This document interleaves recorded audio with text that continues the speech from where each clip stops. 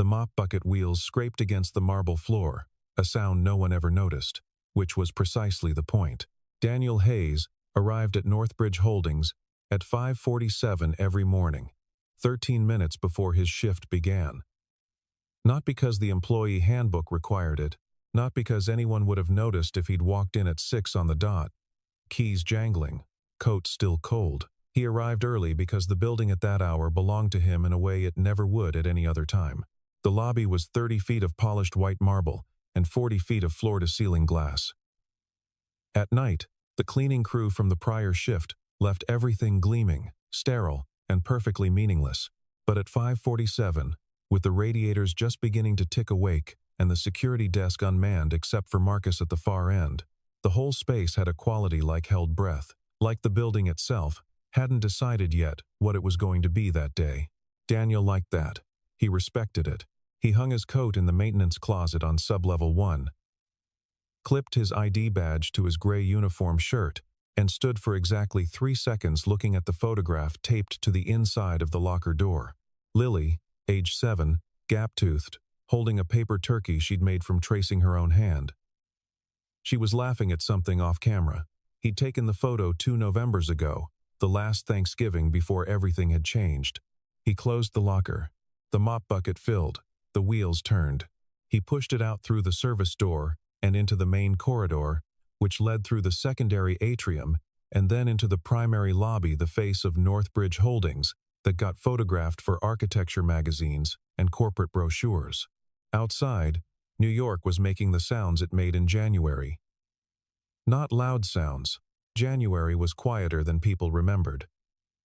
The snow muffled the traffic, softened the usual percussion of the city into something almost restrained.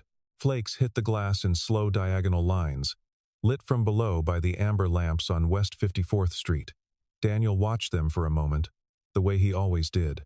His hands were cracked at the knuckles, had been since November, when the building's dry heat started cycling, and the water in the maintenance corridors ran cold. He'd bought the good lotion. The kind Mrs. Eleanor Grant, from 4B, had pressed into his hands one evening in the elevator, with a brisk, unsentimental, "You work with your hands, Daniel. Stop being proud about it." He used it every night after Lily went to sleep. His hands still cracked anyway. He started with the north section of the lobby, where foot traffic tended to concentrate around the revolving doors. Yesterday's salt and slush had left a pale residue across 12 square feet of marble. He worked methodically, overlapping strokes, keeping his weight even. There was a technique to not leaving streaks, and Daniel had perfected it in the 18 months he'd worked here. Before Northbridge, he had worked in logistics management at a mid-size import firm. He'd had an office. He'd had business cards with his name on them and a direct dial number. He'd had a company credit card for client lunches, which he'd used maybe twice because the clients always insisted on paying, and he'd never quite figured out how to insist back. Then his wife, Lily's mother, had walked out of their apartment with 2 suitcases and a very calm, rehearsed explanation that had lasted 11 minutes. He'd timed it afterward, reconstructing it in the silence she left behind. 11 minutes to explain that she hadn't been happy in a very long time, that she wasn't built for this kind of life, that she was sorry about Lily but she trusted him completely, which was perhaps the most honest thing she'd ever said to him. He'd kept the apartment for 4 months before the math stopped working. His mother had taken Lily during the transition. He'd downsized twice. He'd taken the Northbridge position because it was consistent hours 6 a.m. to 2 p.m., which meant he was home when Lily's school bus arrived at 3:15, every single afternoon, no exceptions. This was the thing people never understood about his life.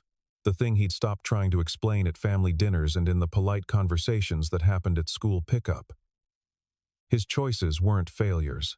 They were architecture. Every single one of them had been deliberately placed to hold something up. He reached the south section of the lobby near the elevator banks. The marble here was slightly different, warmer in tone, a vein of amber running through the white, and it caught the morning light differently.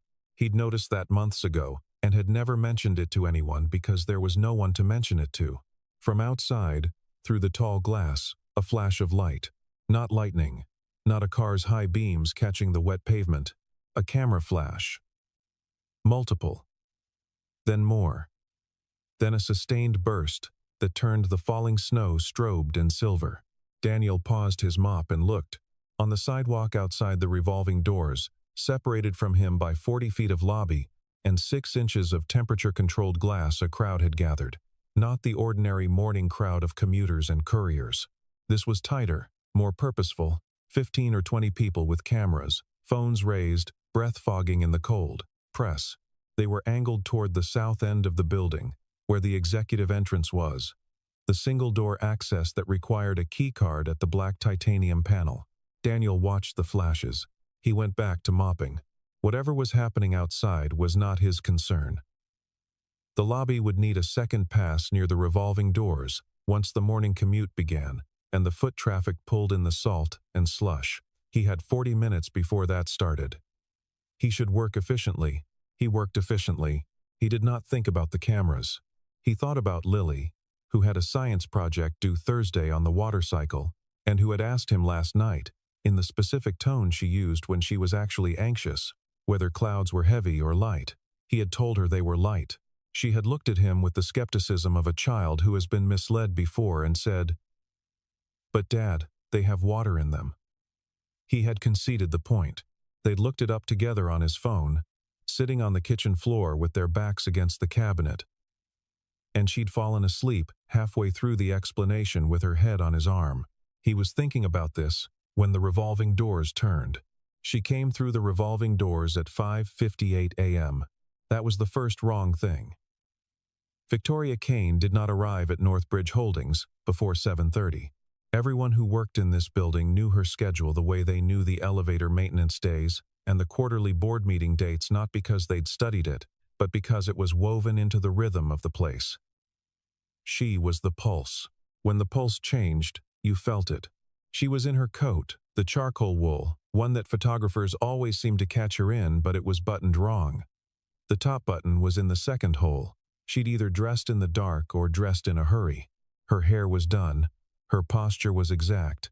Her face was composed in the specific way that high-functioning people composed their faces when something had gone seriously, structurally wrong. Daniel knew that face. He'd worn it himself. Once. For about 3 months, after Sarah left. She came through the revolving doors, and she stopped. He was the only person in the lobby. Marcus was still at the far security desk, probably on his second coffee, watching the 6 o'clock news on the small monitor. He kept angled away from the desk cameras. The cleaning crew had left at 5. The morning staff wouldn't arrive for another 40 minutes. She looked at him. Behind her, through the glass, the cameras had followed. The press, they'd come around from the executive entrance to the main face of the building, drawn by the light or by some tip or by the instinct that something was about to happen in the front of Northbridge Holdings on this specific Tuesday morning. The flashes didn't stop. They turned the lobby entrance into something bright and relentless. Victoria Kane turned her head slightly, just enough to register the cameras through the glass. Then she turned back to Daniel. He saw it in the 2 seconds before she spoke. The calculation happening behind her eyes, fast and precise. The way a person on a very high floor does math about a falling object. The problem she was solving was not simple. He couldn't know yet what it was, but he could see, with perfect clarity, that she had found her answer. She crossed the lobby in 8 steps, her heels on the marble, that sound that the executive floor generated and the maintenance level never did, the particular sound of authority in motion. She stopped 18 inches from him. He was holding a mop. He was in a gray uniform shirt with a small Northbridge Facilities logo on the left breast pocket. He was 34 years old, and he smelled like industrial-grade cleaning solution, and his knuckles were cracked, and he had not slept enough because Lily's cough had persisted until nearly midnight. Victoria Kane looked at him and said, very quietly and very clearly, "Kiss me. 7 minutes. Starting now." The lobby was silent except for the distant muted percussion of the city outside. Daniel Hayes looked at the CEO of Northbridge Holdings, the woman whose quarterly addresses he'd watched, through the glass partition of the executive floor's conference room while running a buffer along the corridor. the woman whose name was on the building's internal communications like a signature on a contract, and he said nothing for 4 full seconds. Then he looked at her eyes, not at her face, which was composed and professional and entirely uninformative. At her eyes. They were dark green, which he hadn't known, and they were telling a different story than the rest of her, a story about something urgent and real and slightly desperate beneath all that controlled surface. The cameras were still flashing outside. Why, he said. It wasn't the question she'd expected. He could tell because she blinked once, quickly, before she answered. I'll explain everything afterward. I need this to look real. A pause. I need it to be real, and that small, fractured distinction was what made him set down the mop. Afterward, Daniel would have difficulty describing exactly what happened in those 7 minutes with the kind of language that made linear sense. It was easier to describe the periphery.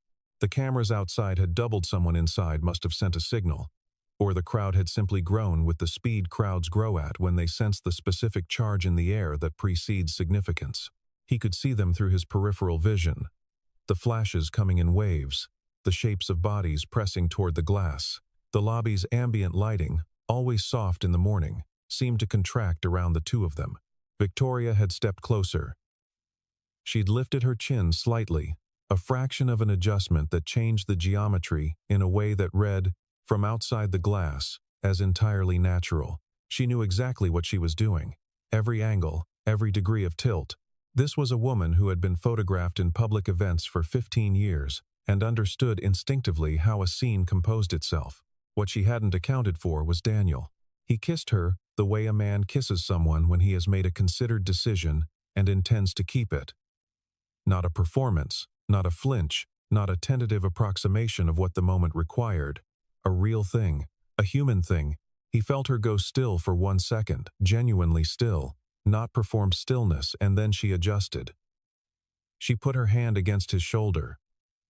Not gripping, not pressing, just resting there. The weight of a decision. The flashes outside intensified. Someone on the far side of the lobby, Marcus, probably made a noise that was either a cough or a suppressed sound of profound surprise.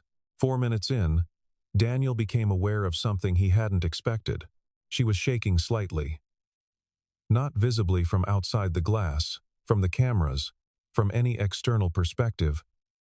She was composed and deliberate, but at the point of contact, at his shoulder where her hand rested, there was a tremor, so small that most people would have missed it. Daniel did not miss it because he had held his daughter through enough bad dreams to know the difference between the stillness of calm and the stillness of someone working very hard at calm. Victoria Kane was frightened. At 6 minutes and 40 seconds, she stepped back. Precisely. Her eyes found his immediately, and she held his gaze for 3 full seconds in a way that communicated, without words, something complex and specific that he didn't yet have the context to decode. "Thank you," she said. Her voice was even. "You're welcome," he said. His was too. Behind the glass, the cameras were going absolutely wild. By 8 a.m., the phrase Northbridge Kiss had appeared in approximately 600 online articles, and the figure was climbing. Daniel knew this not because he'd searched for it, but because Diane Carter from HR had appeared at the entrance to his maintenance corridor at 7:15, with the expression of a woman navigating a ship through ice, and had said, in the clipped tone of someone reading from an internal protocol, "Mr. Hayes, I need you to come with me, please." He'd followed her up through the service elevator to the HR suite on the 4th floor, which smelled like printer toner and the specific anxiety of people managing other people's problems. She'd offered him coffee. He'd taken it. She'd explained that the company was receiving a large volume of media inquiries and that, as an employee whose image had appeared in material currently circulating very widely, he was entitled to know that Northbridge's communications department was prepared to assist him with, "I need to make a phone call," Daniel said. "Is that all right?" Diane Carter looked at him over the rim of her glasses. Of course. He called Mrs. Grant, who had Lily for the morning in the event his shift ran long, which it sometimes did. Mrs. Grant picked up on the second ring, as she always did, because Eleanor Grant was 71 years old and had been a school principal for 22 of those years. and regarded a ringing phone as a situation requiring immediate intervention. "She's fine," Mrs. Grant said, before he'd asked. "She's eating the oatmeal with the brown sugar on top, which I know you've said is a treat, but Daniel, it's January, and she's a child." "That's fine," he said. "I might be late." "I assumed." A pause. "I've seen the news. I have opinions. I know. I'll share them when you get here." She hung up. He felt something unknot in his chest. Lily was fine. Lily was eating oatmeal with brown sugar, and Mrs. Grant had opinions, which meant the world was, on some fundamental axis, still rotating correctly. He turned back to Diane Carter, who was watching him with an expression that had shifted from corporate concern to something closer to human curiosity. "I'm available for whatever process you need," he said. "But I'd like to know what happens next." "That," Diane said carefully, "depends a great deal on Miss Kane." At 9:15, a call came through to the HR office extension. Diane picked up, listened, and then held the phone out to Daniel with an expression he couldn't entirely read. "For you," she said. The elevator to the executive suite required a separate key card, which Diane provided from a small drawer in her desk with the air of someone handling materials that required careful management. The elevator itself was different from the service elevator Daniel used every morning, quieter, faster, with walls of brushed steel that showed you a dark reflection of yourself if you looked. He didn't look. The 37th floor was where the building changed its mind about what it was. Below 37, Northbridge Holdings was a professional services firm. Open floors of workstations, glass conference rooms, the functional, efficient architecture of a company that had been built to do things. On 37, it became something else. The ceilings were higher. The materials were different, warmer wood, darker stone, the specific restraint of money that doesn't need to announce itself. Victoria Kane's office occupied the northeast corner of the floor. She was standing when he came in, which was not what he'd expected. He'd expected her seated behind the desk that was the configuration of power, the performance of it. Instead, she was at the window. The city was below and behind her, and the snow was still falling. And the morning had turned fully gray in the way January mornings in New York turned gray. Completely, without apology, as if the sky had simply decided it was done performing light. She turned when the door closed behind him. "Sit," she said. Then, a half-second later, "Please." He sat. She remained standing for a moment, then seemed to make a decision about something internal, and sat across from him, not behind the desk, but in one of the two chairs, set at an angle near the window. The configuration of a conversation, not an interview. "I owe you an explanation," she said. "Yes," he said. She didn't seem bothered by his directness. If anything, something in her posture eased slightly, barely perceptibly. But he noticed. She was a woman accustomed to people who softened things, cushioned things, moved around the point in careful circles. He hadn't done that. "Edward Blake is a board member," she began. "He's been here for 11 years, which is 3 years longer than I have.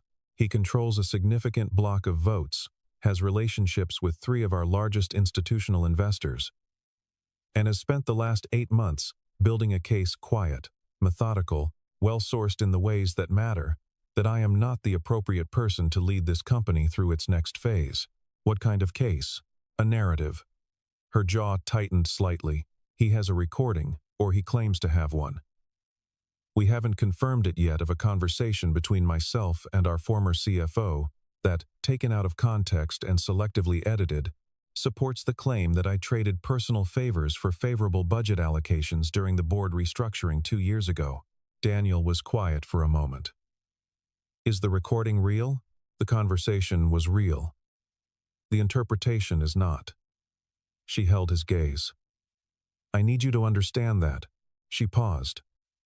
That wasn't the question she'd expected either. Not "what does that mean?" or "how do I fit in?" but simply why. Why did she need him to understand it? "Because what I'm going to ask you will require you to trust that I'm telling you the truth," she said.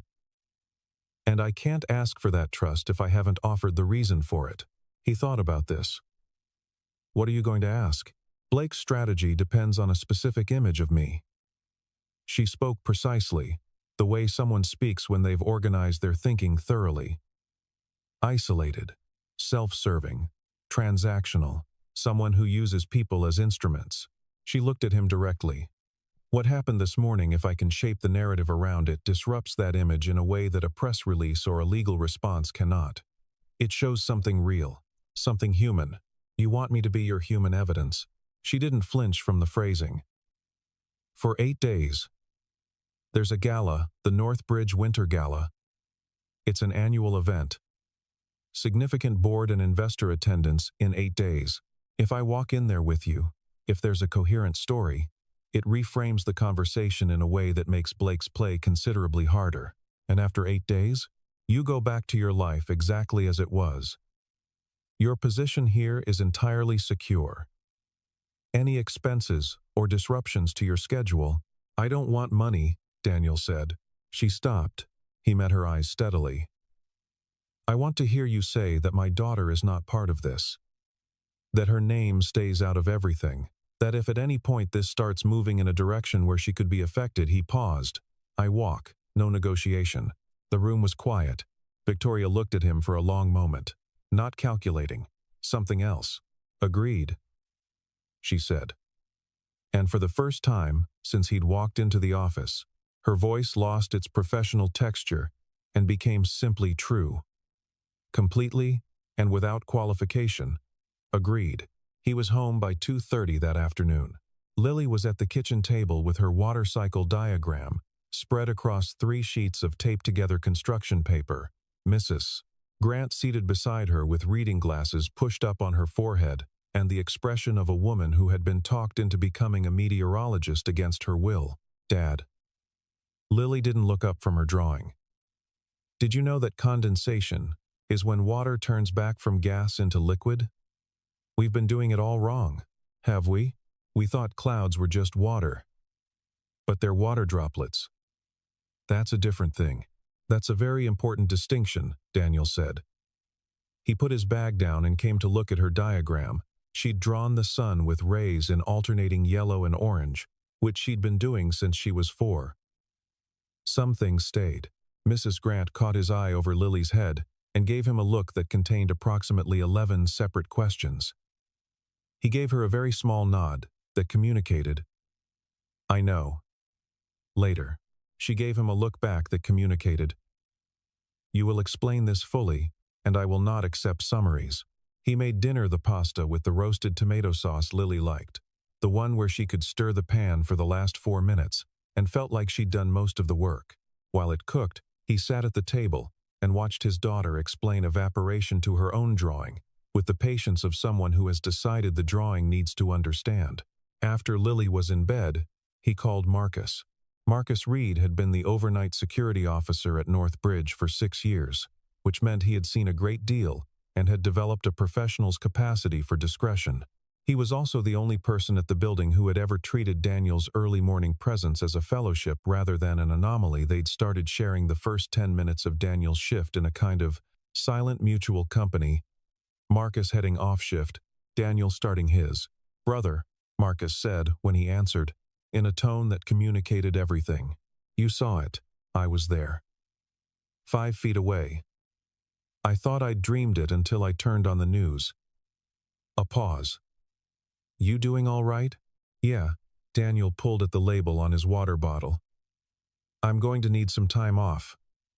Starting next week. Marcus was quiet for a moment. This connected? Yeah. She treating you right?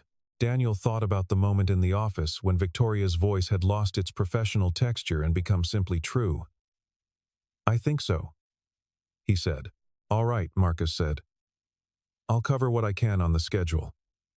You need anything else, you call. He paused. And Daniel? Yeah, she's not what they say about her. I've been watching that woman work for 6 years. She doesn't flinch, and she doesn't quit, and she's the only executive in that building who says good morning to the maintenance staff by name. Another pause. That means something. Daniel sat with that for a long time after he hung up. The week between Tuesday and the gala operated on 2 simultaneous tracks. The first track was his life. Lily's school run, the water cycle project, which received a check, plus from her teacher, and was posted on the classroom bulletin board with a paper cloud cutout. Mrs. Grant's twice-daily check-ins that were ostensibly about Lily, but were really about Daniel, and the careful, ordinary maintenance of the existence he had built around his daughter's well-being. The second track was everything else. A journalist named Craig Whitfield, who wrote for a financial publication that Daniel had never read, called his cell phone on Thursday. He hadn't given anyone his number. He'd had a moment of genuine unease, feeling the first pressure of the story against the boundaries of his ordinary life. "Mr. Hayes," Craig said, "I'm told you have a financial arrangement with Northbridge Holdings that preceded your employment in the facilities department. Can you confirm or deny that?" "Who told you that?" A pause. "I'm not in a position to..." "Then I'm not in a position to comment." He ended the call. He called Victoria's direct line. She'd given him a card, her personal cell handwritten on the back in precise, angular script, and told her about it. She was quiet for 3 seconds. "Blake is moving faster than I expected," she said. "He's trying to pre-construct the narrative before the gala. If he can establish that you were paid, that this is transactional, then the gala appearance actually reinforces his case rather than disrupting it. How do we counter it? We don't counter it directly. Direct counter-narratives look defensive." She was thinking aloud. He realized, not managing him, actually thinking. The way a person thinks when they trust the person they're talking to. "We control the visual reality at the gala. The story has to be self-evident." "Self-evident how?" A longer pause. "You'd have to trust me about some things I can't fully brief you on in advance." He thought about Marcus saying she doesn't flinch and she doesn't quit. He thought about the tremor he'd felt under her composed hand. That small human truth she hadn't intended him to find. "All right," he said. On Saturday, he drove to the library with Lily and sat in the children's section for 2 hours while she selected 5 books with the gravity of someone making decisions that mattered. On the way home, she asked him, without looking up from the library bag in her lap, whether the lady from the news was his friend. He'd told her, in broad terms, that something had happened at work and that there was a situation he was helping someone with. He'd kept it general. Lily was 7 and possessed, as 7-year-olds sometimes did, of a direct intuitive intelligence that made vagueness feel dishonest. "Kind of," he said. "I don't know her very well yet. Is she nice?" He thought about it genuinely. "I think she works very hard at being someone she needs to be. And I'm not sure she gets to just be nice very often." Lily considered this, with the weight she gave to important things. "That sounds tiring," she said. "Yeah," he said. "It does."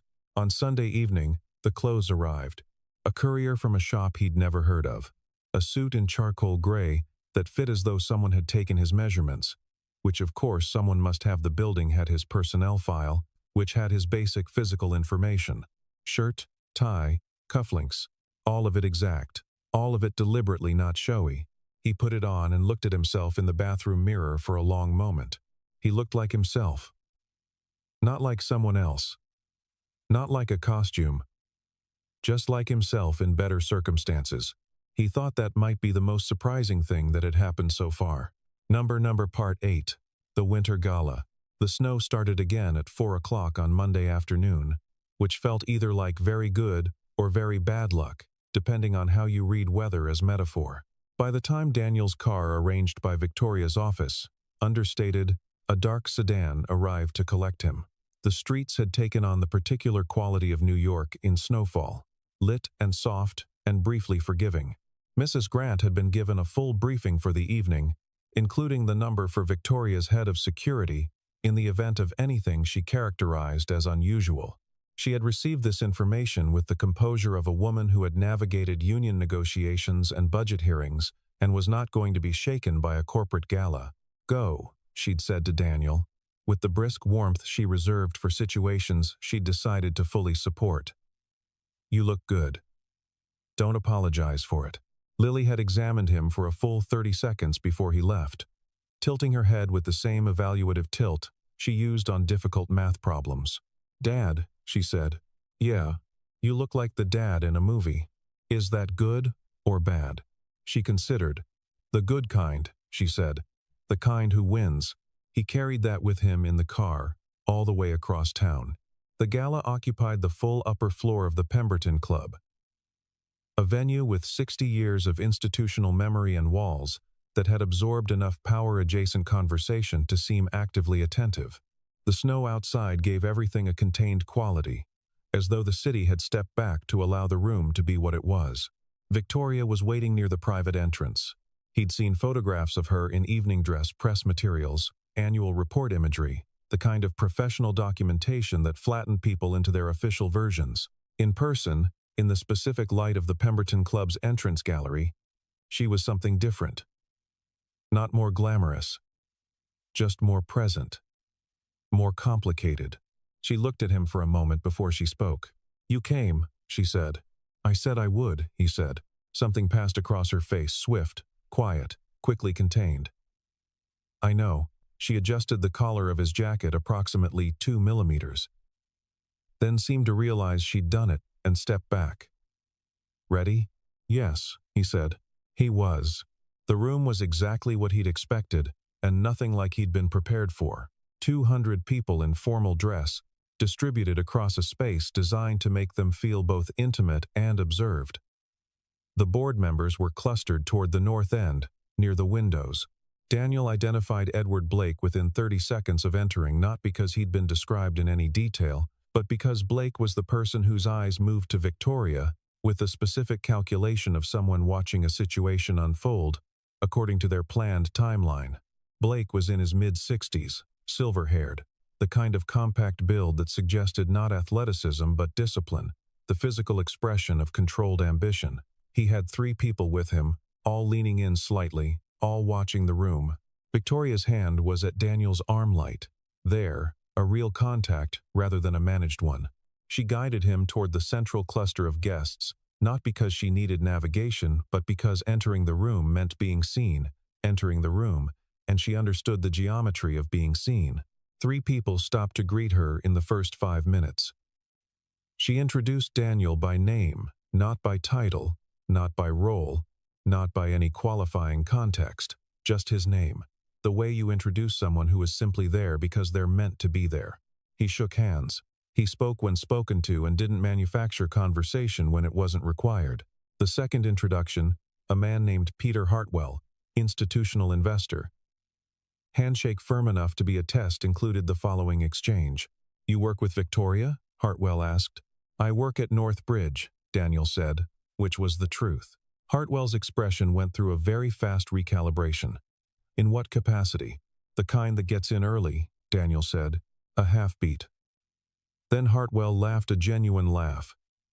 Surprised out of him, and Daniel felt Victoria's hand, still at his arm, apply the faintest pressure of acknowledgement. It went like that. Each conversation, a small test. Each one navigated without pretense. He was who he was. He made no apologies for it and offered no excessive context. He watched the room, and he noticed things. Which board members watched Victoria with wariness versus respect? Which ones glanced at Blake before speaking? Which ones seemed to be holding a breath they hadn't been holding 30 minutes ago? It was at 40 minutes into the evening, during a pause near the east windows with the snow visible behind the glass, that Edward Blake appeared. He was cordial. He was smooth. He had the specific social grace of a man who has been conducting negotiations in social settings for decades and treats every conversation as an extension of the boardroom. "Daniel Hayes," he said, as though they'd met before, which they hadn't. "I've been looking forward to this." "Have you?" Daniel said. "I've heard a great deal about you this week." Blake's smile was perfect in its composition. "In my experience, people who appear very suddenly in significant situations are usually there for a reason. A pause, precisely calibrated, usually a professional one." "I work in the building," Daniel said. "I was in the building. Something happened." He met Blake's eyes steadily. "That's the whole story, is it?" Blake's eyes moved briefly to Victoria, then back. "It's the true part," Daniel said, "which is the only part that lasts." Something shifted in Blake's expression, not much, but something. A recalibration. The smile remained, but it had changed quality, from confident to attentive. Interesting perspective, Blake said. I have a 7-year-old, Daniel said.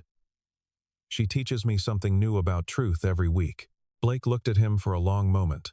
Then he nodded, once, with the specific nod of a man absorbing new information about the terrain he's standing on, and excused himself. Victoria was at his side in under 30 seconds. What did you say to him? She asked quietly. Nothing that wasn't true. She looked at him sideways. In the evening light, with the snow behind the glass, he could see the green of her eyes clearly. That's exactly what worries me, she said. And there was something in her voice that wasn't worry at all. The crisis came at 9:47 p.m. Daniel had seen it approaching for about 15 minutes in the changing temperature of the room, the way clusters of board members had begun to consult phones and then each other, the way the ambient noise of the party had taken on a different texture, conversations becoming quieter and more vertical. Marcus texted him at 9:44. Something dropped. Financial press. Check your source. He'd stepped toward the edge of the room and pulled up the article. It was brief, sourced anonymously, and stated that Daniel Hayes, identified as a maintenance worker, with the specific quotation marks of editorial contempt, had received a wire transfer of $40,000 from a Northbridge subsidiary in the week preceding the gala. It was not true. He knew it was not true. He also knew, with the clarity of someone who had spent 18 months navigating the math of limited resources, exactly what $40,000 meant as a narrative, in the hands of someone who wanted it to mean something specific. He found Victoria near the far end of the room, where she was speaking with 2 board members who had the look of people conducting a weather assessment. He touched her arm. She turned. He showed her the phone. He watched her read it. Her expression didn't change, not in any way that someone unfamiliar with her would have registered, but he was standing close enough to see the exact moment the words landed. And he watched her absorb the hit and hold her position. I need 5 minutes, she said quietly to the board members, with a composure that was extraordinary. They nodded, both slightly uncertain, both watching her face for signals she wasn't giving them. She walked with Daniel to a small anteroom off the main hall, a coat check, now empty, smelling of wool and cedar. The door closed. He planted it, she said. Her voice was low and exact. The account is real. It's a subsidiary, holding used for event expenses. He moved money through it this week, and then gave someone the documentation with your name attached. Can you prove it? My legal team has been tracking his movements for 6 weeks. Yes. She paused. But not tonight. And not before this room finishes deciding what to believe. Daniel was quiet for a moment. Then I'll go back out there, he said. She looked at him. And I'll tell them the truth, he said. Not a counter-narrative, just what actually happened.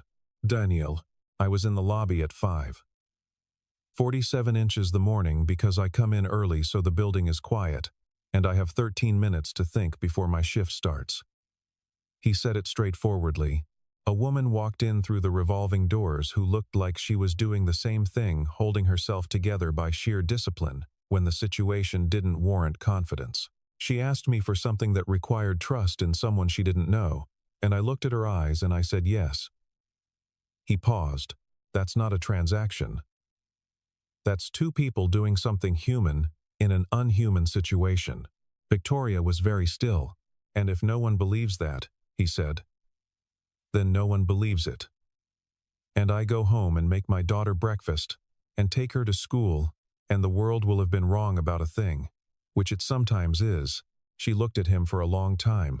In the narrow anteroom with its cedar smell and the faint percussion of the party on the other side of the door, something moved in her expression through all the layers of discipline and control and professional architecture and landed somewhere real. I believe you, she said. In case that matters. It does, he said. It matters a lot. They went back into the room.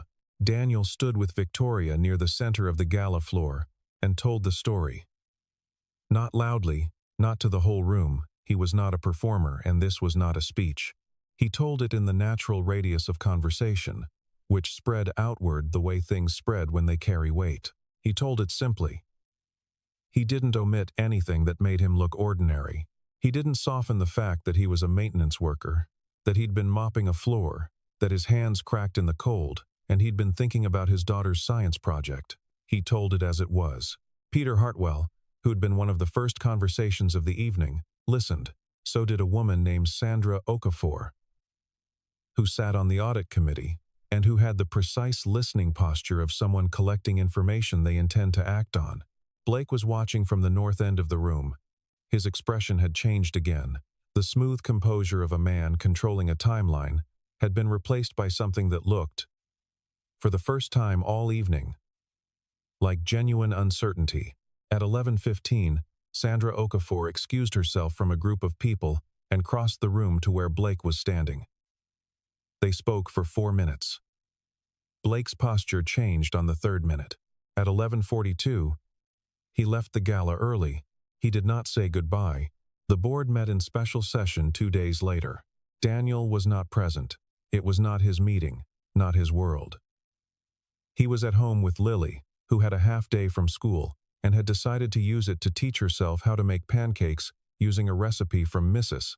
Grant's old cookbook, with the result that the kitchen contained 3 mixing bowls, a flour cloud, and a small person wearing an oven mitt on the wrong hand. "Dad," Lily said, holding up a slightly misshapen pancake on the spatula. "Is this a circle?" "It's a very committed oval," he said. "Is that okay?" "Ovals are good shapes," he said. "They cover more area." She considered this, and then accepted it with the equanimity of someone who has decided that good enough and true can coexist. He got a text from Victoria at 10:43. It said, "Blake resigned this morning." The board voted to proceed with the Q1 strategy, as presented. "Thank you." Then, after a pause of approximately 90 seconds, "How is your daughter?" He looked at the text for a moment.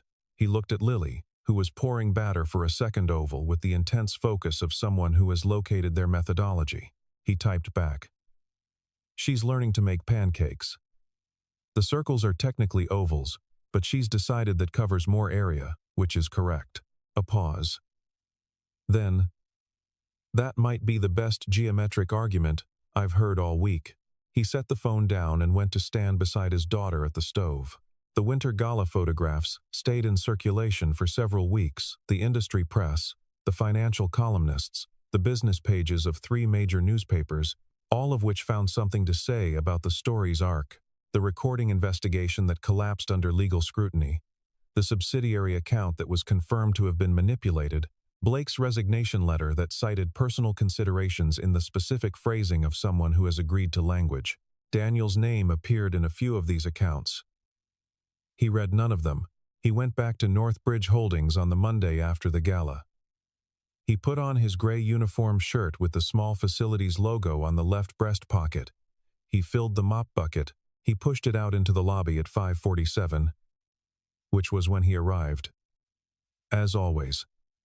Because the building at that hour belonged to him in a way it never would at any other time. Marcus was at the security desk. He looked up from his coffee and nodded with the specific nod of a man who has been quietly following a situation and approves of how it resolved. Daniel nodded back. He started with the north section of the lobby, where the foot traffic concentrated around the revolving doors. Salt and slush, pale residue, 12 square feet. He worked methodically. He thought about Lily's pancake geometry. He thought about what he was going to make for dinner. The snow outside had thinned overnight. Morning was coming in gray and clean and without drama. At 6:04, the revolving doors turned. He didn't look up immediately. The morning staff sometimes came early. The coffee delivery came on Mondays. He was halfway through a stroke across the central section of the marble when he heard the particular sound of heels, that sound of authority in motion, and felt the lobby shift slightly, as it sometimes did, in accordance with who had entered it.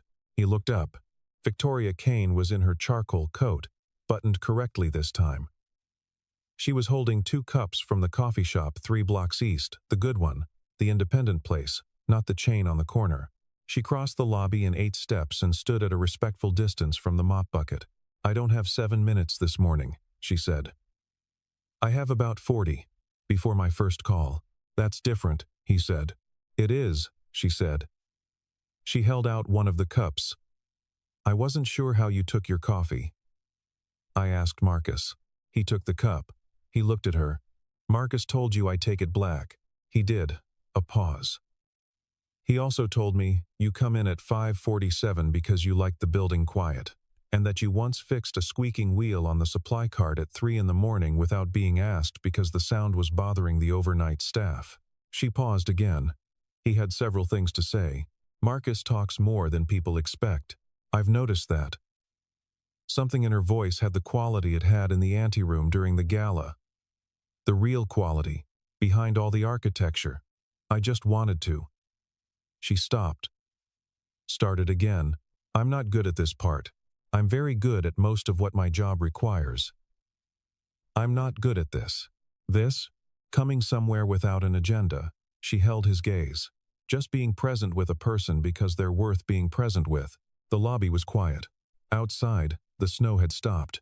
Pale early light was beginning to find the east face of the building. And the marble was catching it the way it always did, in winter morning, amber vein gleaming, the whole floor turning briefly into something that looked like it meant something. Daniel took a sip of coffee. It was good. Marcus had given her the right information. You're doing fine, he said. She looked at him for a moment. And then, not composed, not managed, not calibrated for cameras or rooms, or the geometry of being observed, she smiled. Small and real and slightly surprised. The smile of someone finding an emotion they'd misplaced. Thank you, she said. You're welcome, he said. And they stood there in the lobby of Northbridge Holdings, in the pale winter light, in the quiet that belonged to 5:47 inches the morning when the building hadn't decided yet what it was going to be. 3 weeks later, on a Saturday when the snow had finally relented into something that was almost thaw, the doorbell rang at Daniel's apartment at 11 a.m. Lily got to the door first, as she always did. He heard it open. He heard the pause of his daughter, assessing a new person at the threshold, which she did with the careful appraisal of someone who has learned that arrivals require evaluation. Then he heard her say, "Are you the lady from the news?" He came into the hallway. Victoria was at the door in a regular coat, not the charcoal wool one, something less formal, and she had, with apparent seriousness, brought a paper bag from the bakery 2 blocks south of his building. She looked at Lily. I am, she said. And you must be the person who taught your dad about ovals.